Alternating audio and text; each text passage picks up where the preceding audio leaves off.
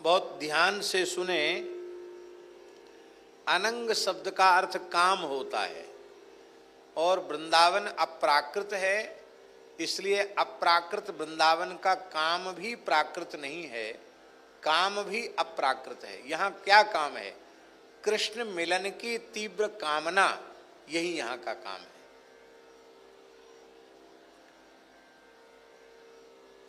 इसलिए गोपियों के विशुद्ध प्रेम को छिपाने के लिए ही काम शब्द का व्यवहार सुखदेव जी ने किया है, ऐसा हमारे आचार्यों ने स्वीकार किया है। अनंग काम को कहते हैं। अनंग क्यों कहते हैं उसको? क्योंकि उसमें उसका अंग नहीं है।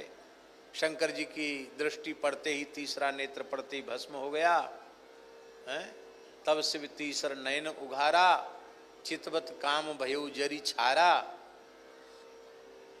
रति आके रोने धोने लगी तो शंकर जी ने कहा, आज से तेरा पति बिना शरीर के ही सबके भीतर व्याप्त होगा, आज से उसका नाम अनंग होगा।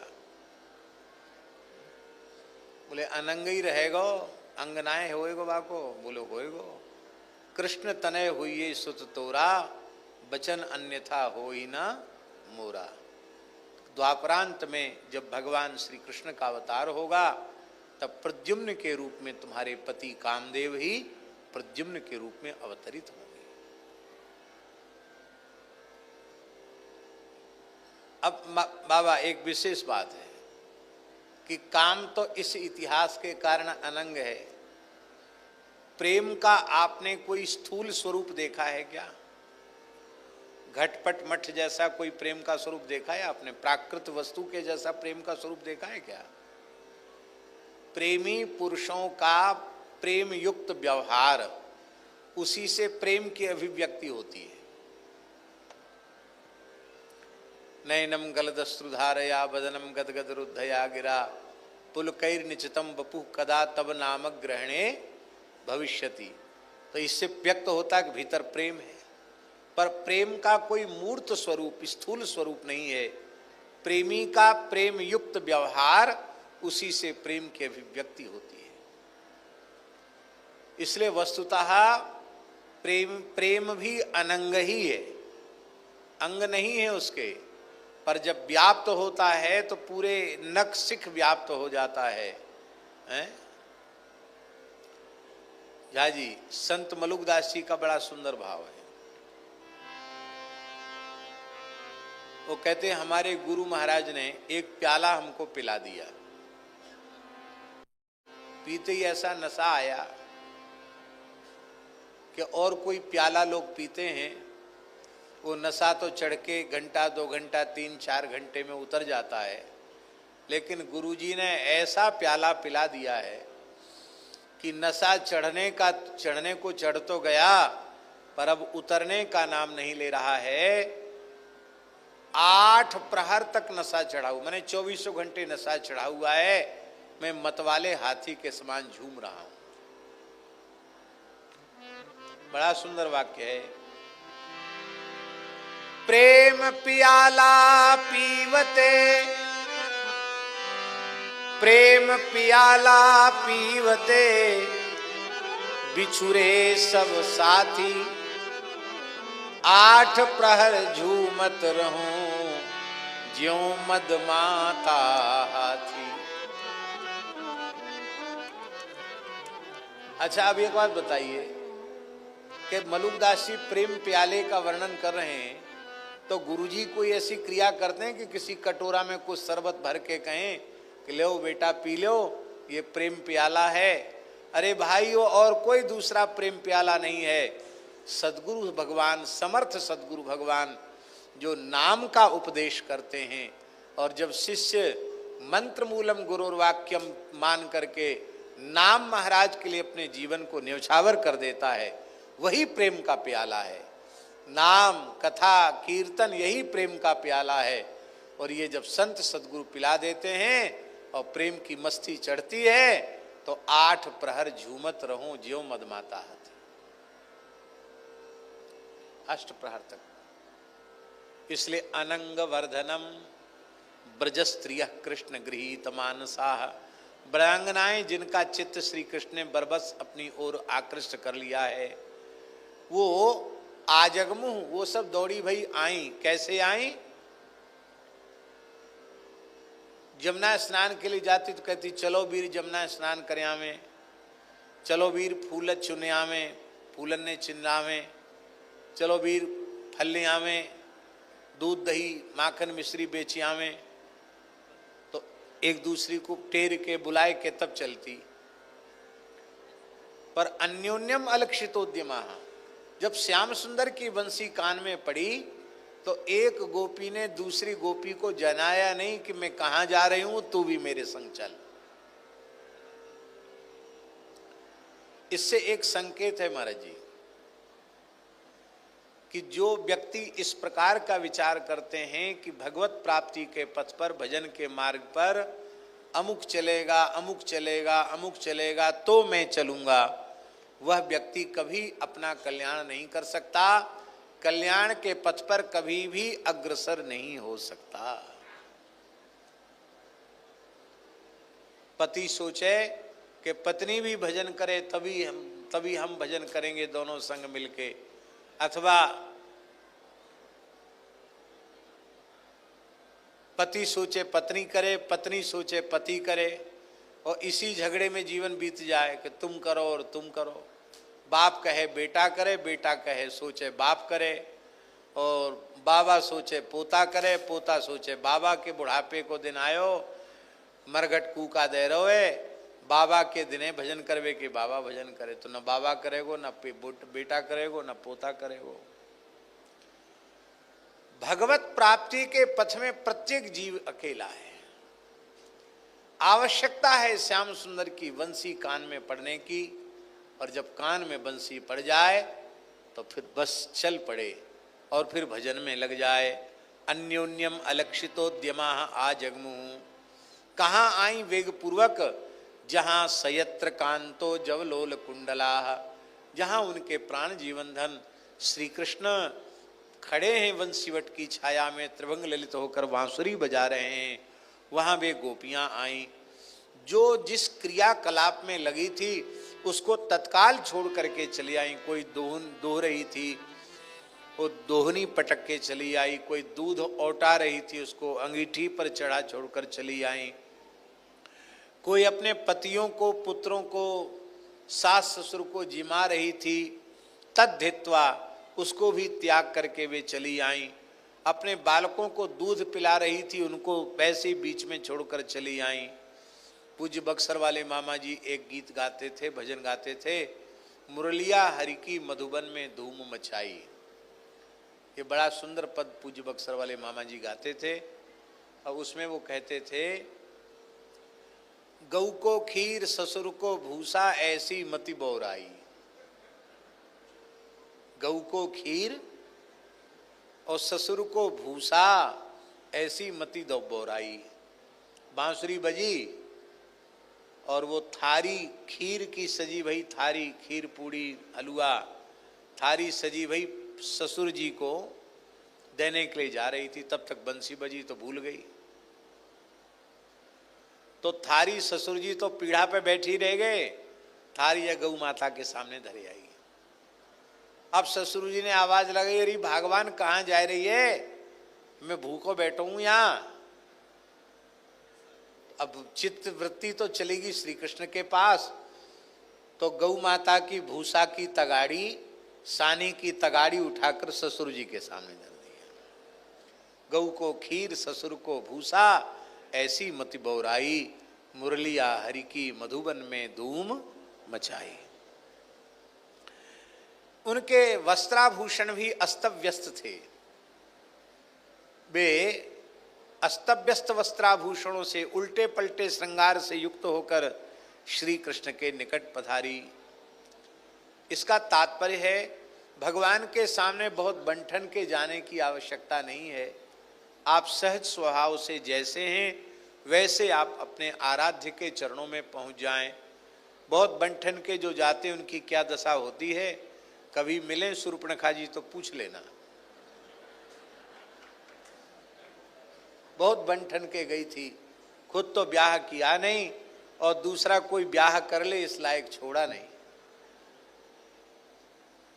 और गोपियां अस्तव्यस्त वेशभूषा से पहुंची तो स्वयं श्री ठाकुर जी ने अपने करकमल से उनको सुसज्जित किया, उन्हें सुश्रृंगारित किया।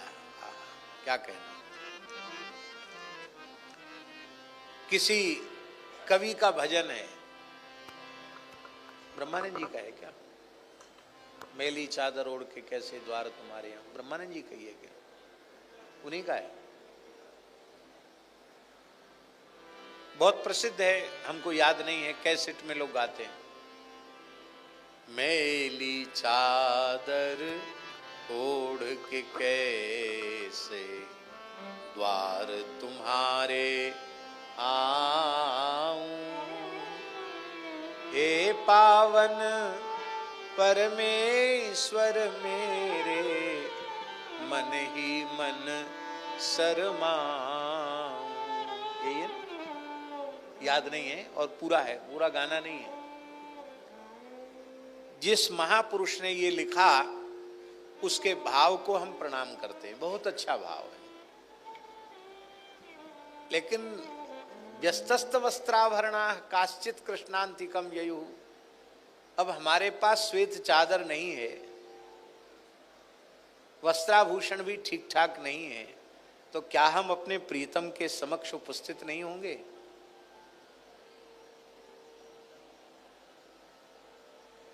इसलिए महाराज जी, भक्तमाली जी, हमको ये लगता है कि हमको कहना चाहिए ठाकुर जी से, मैली चादर ओढ़ के ही प्रभु द्वार तुम्हारे आऊं, हे पावन परमेश्वर मेरे मन ही मन हर्षाऊं। चाहे जितना पतित हूं, अधम से अधम भी क्यों न हो, आपके एक नाम में इतनी सामर्थ्य है कि तावत कर्तुम न शक्नोति पातकम पातकी जनः, पातकी मनुष्य उतने पाप नहीं कर सकता जितना कि एक आपके नाम में पाप को नष्ट करने की शक्ति है। मलुकदास जी तो कहते पूरा नाम मत लो, वो कहते हैं एक अक्षर के कहते ही भव सागर तरिए। राम नाम में पूरा राम मत बोलो, रा बोलने से भव सागर से पार उतर गए। एक कृष्ण में केवल क्री उच्चारण किया भव सागर, राधा में केवल रा बोले, धा नहीं बोल पाए, भव सागर से पार उतर गए। एक अक्षर के कहते ही भव सागर तरिए। राम नाम एक रति पाप के कोटि पहाड़, ऐसी महिमा नाम की जारी करे सब छार। फिर हम साक्षात आपके द्वार में आपकी शरण में हैं। आपने बार बार कहा है पापा नाम बा शुभा नाम बा, आपने कहा, किशोरी जी ने कहा एक ही बात है, पापा नाम बा शुभा नाम बा बधारहाणाम प्लवंगम कार्यम कारुण्य मारेण न कश्चिन नापराध्यति, सकृत एव प्रपन्नाय तवास्मीति च याचते, अभयम सर्वभूतेभ्यो ददाम्येतद्व्रतं मम, सर्वधर्मान् परित्यज्य मामेकं शरणं व्रज, अहंत्वा सर्वपापेभ्यो मोक्षयिष्यामि मा शुचौ। आपने इतने आश्वासन दिए हैं, कोटि विप्रबध लागे जाऊ, आयु शरण तजौ नहीं तायु, सन्मुख होई जीव मोहि जबहि, जन्म कोटि अघनासि तबहि। ये सब आपके वाक्य केवल झूठे हैं क्या, केवल बहकाने के लिए हैं क्या? तो महाराज चाहे जितना बुरे से बुरा हूं, संसार में सबसे बुरा हूं, तो भी हे नाथ में आपका ही हूं। न निंदितं कर्म तदस्ति लोके, सहस्रशो यन्न मया व्यधाई, सोहम विपाकावसरे मुकुंद, क्रंदामि संप्रत्य गतिस्तवाग्रे। आप ही एकमात्र मेरी गति है, दूसरा कोई मेरी गति नहीं है। श्री ठाकुर जी के निकट पहुंची। किसी गोपी को उसके पति ने अंतर्ग्रह में, अंतर्ग्रह माने होता है भीतरी कक्ष में, उसको बंद कर दिया था अंधेरी कोठरी में। उस गोपी ने ध्यान की अवस्था में कृष्ण का साक्षात्कार किया। सबसे पहले अपने प्रियतम के वियोग का असह्य कष्ट हुआ। उस कष्ट में उसके सारे अशुभ धुल गए, नष्ट हो गए, क्योंकि पाप का क्षय दुख से होता है। तो विरह की असह्य वेदना में उसके सारे अशुभ संस्कार जलकर भस्म हो गए। अब ध्यान प्राप्ताच्युताश्लेष, ध्यान में भगवान का आलिंगन उसे प्राप्त हुआ। तो आलिंगन जब भगवान का प्राप्त हुआ तो वह इतनी आनंद विह्वला हो गई कि उस आनंद में उसके शुभों का नाश हो गया, अशुभ का नाश हो गया और शुभ का नाश हो गया। शुभाशुभ की सर्वथा निवृत्ति का ही नाम है मुक्तावस्था। वो मुक्त हो गई और वह जो गोपियां दौड़ के चल के पहुंची थी, सुनिए ध्यान से, वो तो पीछे पहुंची, और ये जो ध्यान में जिसे भगवान का आलिंगन प्राप्त हुआ था, यह अपने दिव्य देह से उनसे पहुंचने के पहले ही अपने प्रियतम श्री कृष्ण के चरणों में पहुंच गई। राजर्षि परीक्षित ने हमारे जैसे कलिमल ग्रसित जीवों को समाधान देने के लिए ही ऐसा प्रश्न किया। कृष्णम विदु परम कांतम नतु ब्रह्मतया मुने। ये सब बातें हैं, उनके व्याख्यान का अवसर नहीं है। और सुखदेव जी ने प्रत्येक प्रश्न का अभिनंदन किया है, पर इस प्रश्न का अभिनंदन करके उपेक्षा की है। उक्तम पुरस्ताद चैद्य सिद्धिम यथागत। अरे ये बात क्या पूछ रहे हो, बनी बनाई खीर में नमक डाल रहे हो हैं? कितनी बढ़िया रास की कथा चल रही है, क्या प्रश्न कर दिया तुमने? ये बात मैंने पहले ही तुमको बता दी है। चैद्य सिद्धिम यथागतः, द्वेष करने वाला शिशुपाल मुक्त हो गया और प्रेम करने वाली ब्रजगोपी मुक्त हो गई, तो इसमें आपको कौन सी आफत आ रही है, इसमें आपको कौन सी समस्या आ रही है? और महाराज जी एक बड़ी विचित्र बात भगवान ने कही है, सुखदेव जी महाराज ने कही है कि वस्तुतः भगवान इसलिए ही अवतार लेते हैं और मधुराति मधुर लीलाएं करते हैं कि उनको कह सुन करके जीव भगवत परायण हो जाए। भजते तादृशी ही क्रीड़ा याह श्रुत्वा तत्परो भवेत। तो भगवान की कोई लीला अधोगति में ले जाने के लिए थोड़ी है, जीवों को शास्त्र विरुद्ध आचरण के लिए प्रेरित करने के लिए नहीं है, जीवों के परम कल्याण के लिए भगवान की समस्त लीला है। पूज्य श्री भक्तमाली जी विराज रहे हैं, आपको स्मरण होगा परम श्रद्धेय पूज्यपाद भक्तमाली श्री मथुरा दास जी महाराज की स्मृति में रामजीवाई सत्संग भवन में उनका स्मृति महोत्सव चल रहा था। दास को कई वर्ष तक भक्तमाल की कथा कहने का अवसर मिला, तो उसमें जयदेव जी का चरित्र आया। तो तमाम संतों ने आग्रह किया कि कुछ गीत गोविंद की भी चर्चा होनी चाहिए। आपको स्मरण होगा, अब गीत गोविंद तो विशुद्ध मधुर रस का महाकाव्य है।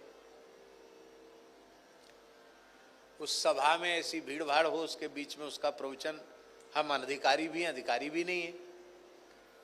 तो हमने पूज्य महाराज जी से निवेदन किया कि महाराज जी लोग ऐसा आग्रह कर रहे हैं तो क्या करना चाहिए? बोले कहो क्या है, गीत गोविंद संत सुनना चाहते थे, सुनो। तो हमने कहा सुनाओ।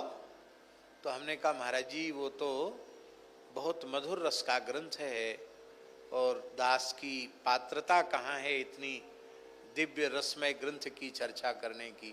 बोले हमने मान लिया तुम्हारी बिल्कुल पात्रता नहीं है और न तुम्हें मानना चाहिए कि मेरी पात्रता है, और ये भी मान लिया जाए कि जो सामने बैठे हैं उनकी श्रवण की पात्रता नहीं, ये भी मान लिया जाए। लेकिन भक्तमाल की कथा हो रही है, जयदेव महाप्रभु की कथा हो रही है, भक्तमाली जी की स्मृति में कथा हो रही है, तो जो श्रोता बैठे हैं वे ही श्रोता नहीं हैं। इसमें वृंदावन के नित्य सिद्ध रसिकाचार्य भी बैठे हैं। क्या वो इस मधुर रस की चर्चा श्रवण के अधिकारी नहीं है? इसमें स्वामी हरिदास जी बैठे हैं, हरिवंश जी बैठे हैं, हरिराम व्यास जी बैठे हैं, हरिव्यास देवाचार्य जी बैठे हैं, श्री भट्ट देवाचार्य जी बैठे हैं, षड गोस्वामी वृंद बैठे हैं। ये सब रसकाचार्य का श्रवण के योग्य नहीं है। आप सामने बैठे हुए लोगों पर दृष्टि क्यों रख रहे हैं? और फिर अंतिम में एक वाक्य भावाविष्ट होकर के कहा, उन्होंने कहा वृंदावन में कृष्ण करणामृत की चर्चा न हो, गीत गोविंद की चर्चा न हो, तो तुम वह जगह खोज के बताओ जहां उसकी चर्चा होनी चाहिए। और कहते तुम्हें पता नहीं है, भूल गए, तुम दूसरों को सिखाते हो क्या? बोले भजते तादृशी ही क्रीड़ा या श्रुत्वा तत्परो भवेत्। अंतःकरण की मलिनता को, कली कलुष को, विकारों को शमन करने की ये अमोघ औषधि है भगवान की रस भरी श्रृंगार की लीला। ऐसा न होता तो पूज्य महाराज जी ने कहा कि सुखदेव जी फलश्रुति में ये क्यों कहते, हृदरोग मा स्वपहीनोत्य चिरेण धीरा। इसलिए महाराज जी उस कथा में बैठते थे। महाराज बोले मैं सुनूंगा और आप कहिए। तो संक्षिप्त हमने प्रथम सर्ग से लेके 12वें सर्ग तक संक्षिप्त चर्चा गीत गोविंद की थी। बोलो भक्तवत्सल भगवान की जय।